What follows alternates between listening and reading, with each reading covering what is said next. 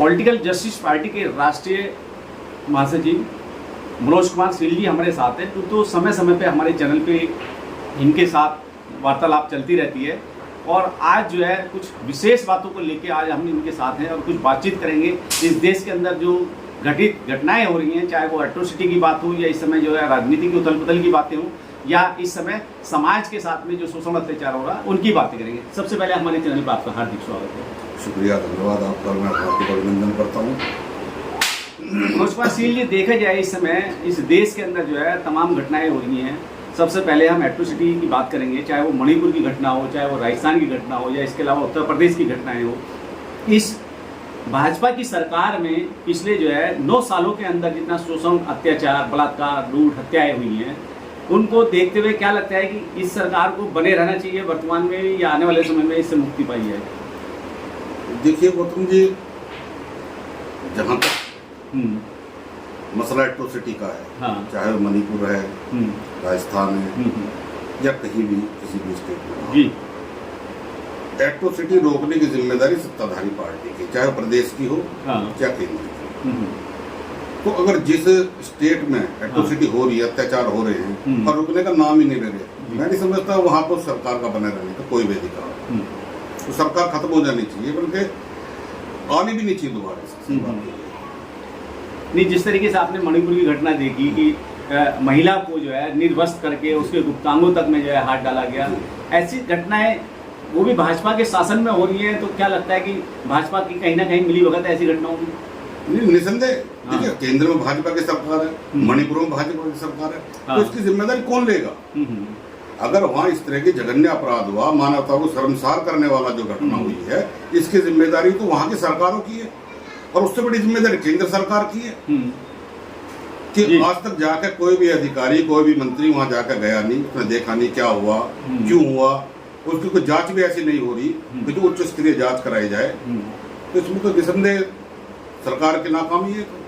देखिए, जिस तरह की ये एट्रोसिटी की घटनाएं हो रही हैं, अगर भाजपा का नेता हो, आरएसएस का नेता हो, वो करता है तो वो पाक साफ हो जाता है। जैसे अभी देखा होगा आपने जो है जो देश के मेडल लाने वाली जो बेटियां थी, खिलाड़ी थी, जिन्होंने जो है गोल्ड मेडल ला के जो है देश का मान सम्मान बढ़ाया, वो कहीं ना कहीं उनके साथ शोषण हुआ, अत्याचार हुआ, वो धरने पे बैठी 3 महीने, लेकिन उनको फिर भी न्याय नहीं मिला।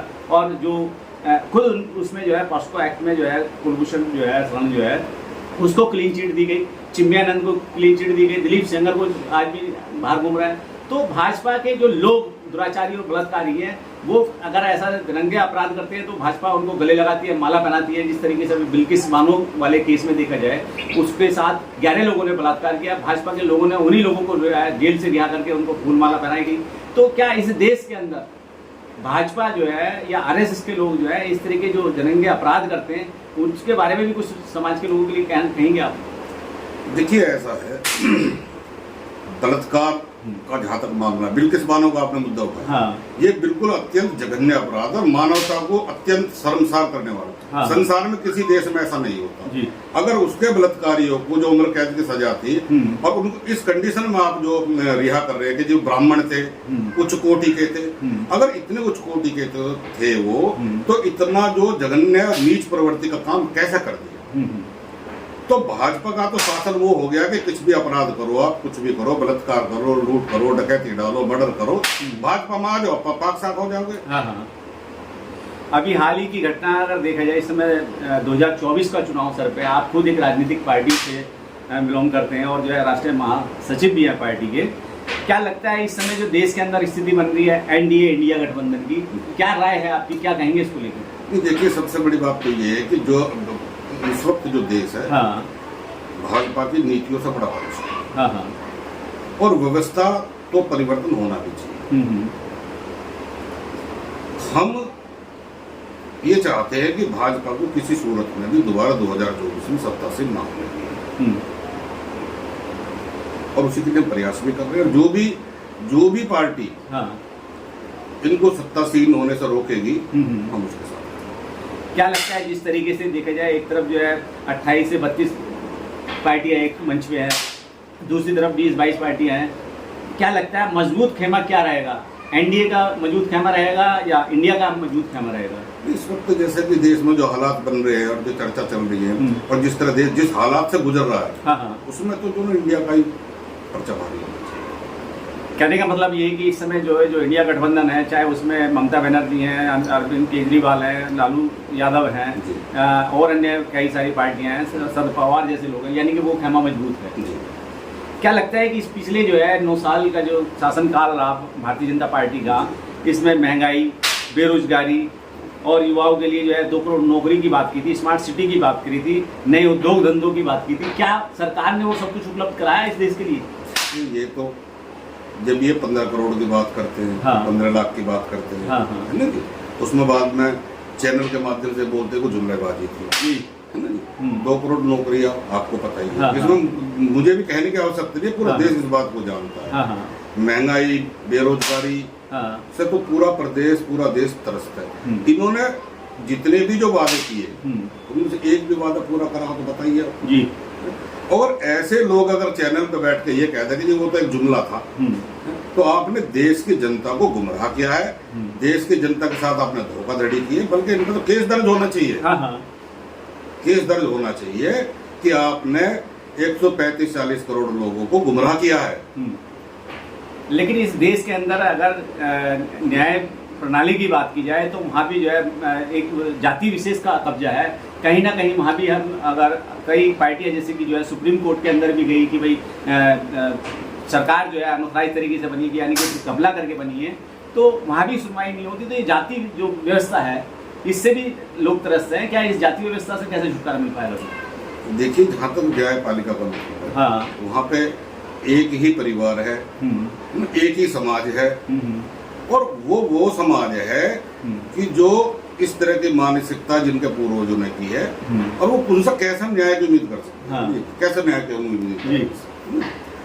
तो इसमें तो जब तक जो हमारा संविधान बताता है, संविधान कहता है समता, बंधुता, भाईचारा और सबको समान अधिकार, जब तक हमारे न्यायपालिका में भी दूसरे लोग नहीं पहुंचेंगे, जब तक भारत में कम से कम न्याय मिलना बहुत महंगी और बड़ी मुश्किल चीज। क्या लगता है इस समय एक मुद्दा जो है बड़ी तेजी से उभर के चल रहा है राजनीति के मामले में? आप खुद एक राजनीतिक विशेषज्ञ हैं, पार्टी से संबंध भी रखते हैं। इस समय जो इंडिया गठबंधन है और उस इंडिया गठबंधन की देखा जाए उसकी प्रशंसा या उसकी प्रमुखता या उसकी जो है प्रशंसा तमाम लोगों में हो रही है, एक चर्चा का विषय बना हुआ है। लेकिन वहीं एनडीए गठबंधन जो है चाहता है कि इंडिया शब्द जो है इस देश से, इस देश के कागजों से, संविधान से खत्म कर दिया जाए। क्या ये पॉसिबल है ऐसा? अगर इंडिया शब्द खत्म कर दे तो कौन सा शब्द इनके पास है दूसरा विकल्प बताओ? जब संविधान में लिखा भारत जरूरी है, हाँ, तो उसको कैसे खत्म कर देंगे भाई? कैसे खत्म कर देंगे? ये तो संभव नहीं है। नहीं, देखिए जिस तरीके से ये जो है योगी आदित्यनाथ ने जो है बहुत सारे जिलों के नाम बदल दिए हैं, और दिल्ली के अंदर जो है बहुत, जैसे फिरोजशाह कोटला स्टेडियम हुआ करता था उसका जो है अरुण जेटली कर दिया, बहुत सारे रोडों के नाम बदल दिए। क्या नाम बदलने से दुनिया व्यवस्था बदल जाएगी? देखिए, जिनके पास कोई काम धंधा नहीं है या कोई काम धंधा देश की जनता के लिए, प्रदेश की जनता के लिए नहीं कर सकते, इस तरह के वाहियात करते हैं। नाम बदलने से क्या होगा? उसमें जितनी जो स्टेशनरी छपी है, जो इतना खर्चा हुआ है, वो तो खत्म हो गया, तो जनता का पैसा बर्बाद ही कर रही है। नाम बदलने से अगर सबको जो है तो भारत का नाम दूसरा नाम, तो अगर भारत के नाम बदलने से अगर व्यवस्था परिवर्तन हो जाएगा या सब कुछ चीजें उपलब्ध हो जाएंगी, देश बेरोजगारी से मुक्त हो जाएगा, भ्रष्टाचार से मुक्त हो जाएगा, महंगाई से मुक्त हो जाएगा, तो अगर इस तरह से मान लो नाम बदलने से हो जाता तो बदल, सबके नाम बदल दो, क्या जरूरत पड़ रही है? हमारे देश के प्रधानमंत्री कहते हैं कि जब से हमारी सरकार आई है हमने जो है विकास की गंगा बहा दी है, हमने बहुत सारे आईटी बना दिए, हमने बहुत सारे जो है एम्स बना दिए, हमने बहुत सारी रोडें बना दी। अगर इन सब की बात की जाए तो इन सब में एक घोटाला भी खुल रहा है कि 118 करोड़ रुपए 1 किलोमीटर की सड़क का जो है टेंडर पास होता है, वही 250 करोड़ तब्दील हो जाता है। क्या लगता है कि सरकार ने इस देश में भ्रष्टाचार करके पैसा गमन किया है या नहीं? देखिए, जो 18 करोड़ पर किलोमीटर की जो सड़क थी, हाँ, और उसकी बिल्डिंग 252 या 250 करोड़ में, मैंने भी चैनलों के माध्यम से पता किया, हाँ, हाँ, तो सीधा सीधा भ्रष्टाचार है इसमें, तो कोई अलग से रॉकेट साइंस की आवश्यकता इसमें है ही नहीं, तो सीधा सीधा भ्रष्टाचार है। और भ्रष्टाचार मुक्त भारत बनाने के लिए ही तो सत्ता में आए थे। ये तो सवाल ही होगी कि गए थे तवायफ के कोठे बंद कराने, सिक्के खनक देखकर खुद ही मुजरा करने लगे। तो भ्रष्टाचार कहाँ नहीं है, बताओ कहाँ भ्रष्टाचार रुक रहा है? तो इस सरकार से या इस आरएसएस संघियों से, भारतीय जनता पार्टी से क्या तरीका है पीछे छुड़ाने का? कैसे मुक्त हो पाएगा भारत? देखिए, इनसे तो एक ही तरीका है कि इनको सत्ता से बेदखल किया जाए, और दूसरा रास्ता कोई है ही नहीं। कहने का मतलब वोट की चोट से जो है, वोट की चोट से प्रहार किया जाए इनके ऊपर। और ये तो देश की जनता को समझना चाहिए, देश की जनता को देखना चाहिए कि आज जो हम जो वोटिंग पावर हमारे पास है, ये कोई ऐसे नहीं मिल गया, आसानी से नहीं मिल गई है कि किसी ने थाली में रख के हमें दे दिया। इसके लिए बड़ा संघर्ष किया गया है जी। और संघर्ष इसलिए किया गया था कि देश में जनता की सरकार हो, लोकतांत्रिक सरकार हो, और वो ऐसे काम करे जो जनता के हित में हो। लेकिन हमारे जो देश के जो वोटर है, पता नहीं किस तरह बहक रहे हैं या किस तरह बहक गए हैं कि जो ऐसी सरकार उन्होंने चुनकर अपने लिए अपने पैरों को लड़ा।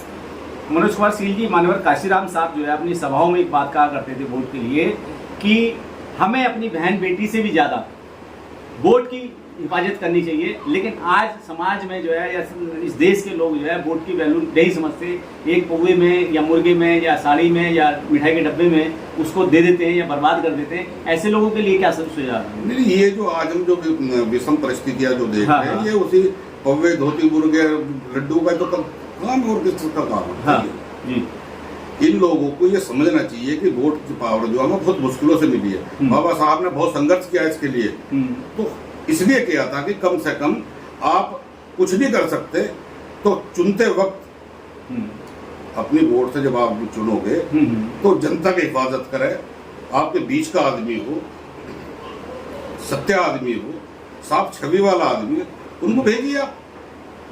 तो इसमें तो जो हमारे वोटर हैं वो भी कहीं ना कहीं थोड़े से गुमराह हो।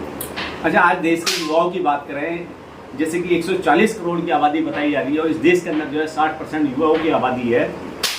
और युवाओं के मामले में देखा जाए कि सरकार ने कहा कि 2 करोड़ नौकरियां देंगे। आज जो है युवा जो है सड़कों पे धक्के खा रहा है, और जहां वो अपने हक अधिकार की बात करता है तो उसको लाठी डंडे खाने पड़ते हैं। क्या कहेंगे देश के युवाओं के लिए? देखिए, अगर 2 करोड़ नौकरी दे देते अपने वादे के मुताबिक, तो देश का कोई नौजवान नौकरी के लिए, रोजगार के लिए सड़कों पर नहीं उतरता। और जब कुछ चीज दे ही नहीं सकते, इन्होंने तो एक तरह से जो ना अघोषित आपातकाल लगा। आप बात करोगे पलट खाओगे। भाई, जो युवा है वो इस देश का युवा है। अगर वो सरकार से नौकरी नहीं मांगेगा तो किससे मांगेगा? पाकिस्तान जाएगा वो, या बांग्लादेश जाएगा, या अमेरिका जाएगा वो नौकरी मांगेगा। तो देश की जनता से, देश की सरकार से मांगेगा ना। वो वोटर है यहाँ का, उसने चुना है आप लोगों को, तो आप नहीं सुनोगे तो कौन सुनेगा भाई? देश के अंदर देखे जाए इस समय जो है, जो हाई एजुकेशन की बात करते हैं, युवाओं की पढ़ाई लिखाई की बात करते हैं, आज बहुत सारे शिक्षण संस्थान में जो है आरक्षण खत्म कर दिया गया इस सरकार ने पिछले 9 साल के अंदर। और 1,25,000 से ज़्यादा आजकल प्राइमरी स्कूल बंद कर दिए। क्या इस सरकार का मंशा आपको लगती है कि इस देश के लोगों को अनपढ़ बनाने का प्रयास है? निसंदेह। अगर प्राथमिक शिक्षा विद्यालय बंद हो रहे हैं तो ये किस लिए हो रहे हैं? इस देश का कोई भी आदमी ऐसा नहीं है, ये सभी आदमी ऐसे नहीं है कि जो अपने बच्चों को कॉन्वेंट में पढ़ा दें हैं या देहरादून पढ़ा लें। ऐसी स्थिति देश में नहीं है अभी। इस देश के जो गरीब लोग हैं, जो मिडिल क्लास है, लोअर मिडिल क्लास है, उनके लिए शिक्षा के साधन वही प्राइमरी स्कूल है, जो सरकारी स्कूल है। तो उन्हें बंद करने का मतलब सिर्फ इतना ही है कि देश को अनपढ़ बनाए रखना, और अनपढ़ बनने के बाद ये भी झंडा बरदार बनेंगे वो लोग। तो ये तो बड़ी अजीब स्थिति इन लोगों ने पैदा कर दी है। मुझे ये समझ में नहीं आया कि अब से पहले जो भी हमारे वैज्ञानिक बने हैं, डॉक्टर बने हैं, वो सरकारी स्कूलों से बढ़कर बने। उस वक्त तो कॉन्वेंट थे नहीं। लेकिन जब हालात बदले और अब ये स्कूलों जो बंद करा रहे हैं, तो ये तो देश को अनपढ़ रखने की तरफ, और खासकर middle class, lower middle class को, शेड्यूल कास्ट, शेड्यूल ट्राइब को ये तबाह करने की इनकी सोच समझी साजिश है। अच्छा मनोज कुमार सिंह जी, चलिए आखिर में जो है, जब हम बात कर रहे हैं इस देश में कहीं ना कहीं जो है इस देश को समृद्ध बनाने के लिए, उसकी खुशहाली की बात कर रहे हैं, उसको जो है अग्रसर बनाने की बात कर रहे हैं, ठीक है। तो आखिर में मेरा जो सवाल है वो यही है, 2024 का चुनाव आ रहा है, आप खुद एक राजनीतिक पार्टी से बिलोंग करते हैं, इस देश के वोटरों से, इस देश के युवाओं से, माताओं से, बहनों से क्या अपील करना चाहेंगे भाजपा मुक्त भारत के लिए, आरएसएस मुक्त भारत के लिए? देखिए, मैं देश की जनता से यही अपील करूंगा और विनम्र निवेदन के साथ अपील करूंगा कि वोट की चोट बहुत गहरी होती है और आप अपना वोट जी ऐसे प्रत्याशी को, पार्टी को ना देखें, आप प्रत्याशी देखें जी कि कौन आपका प्रत्याशी है, कौन आपके सुख दुख का साथी है। आजकल क्या हो रहा है कि प्रत्याशी का तो पता ही नहीं चलता। आजकल तो हम प्रत्याशी नहीं चुन रहे हैं, हमारे देश की जनता, हम तो पार्टियां चुन रहे हैं। तो हमें अपने वोट को इस तरह इस्तेमाल करना है ताकि हमें, क्योंकि एक बार क्या है 5 साल में वोट इलेक्शन हो गया, वोट डाल दिया, सरकार कोई भी काबिज होगी, देश की जनता के पास ऐसा कोई वैकल्पिक रास्ता नहीं है कि कोई आदमी या कोई सरकार हमारा काम नहीं कर रही है तो हम उसे पदमुक्त कर सकें। तो यही 5 साल में एक वक्त आता है कि जब हम अपने वोट से एक संतुलित और सौहार्दपूर्ण सरकार बना सकें जो देश की जनता के लिए काम करे। और मेरी अपील है भारत देशवासियों से कि 2024 में अपने वोट का सही सदुपयोग करें, बेकार के गुमराह में, बोतल में, धेमे पौवे, मुर्गे में, साड़ी में ना जाएं और अपने मत को बड़ी समझदारी के साथ इस्तेमाल। चलिए ठीक है, बहुत बहुत धन्यवाद आपका।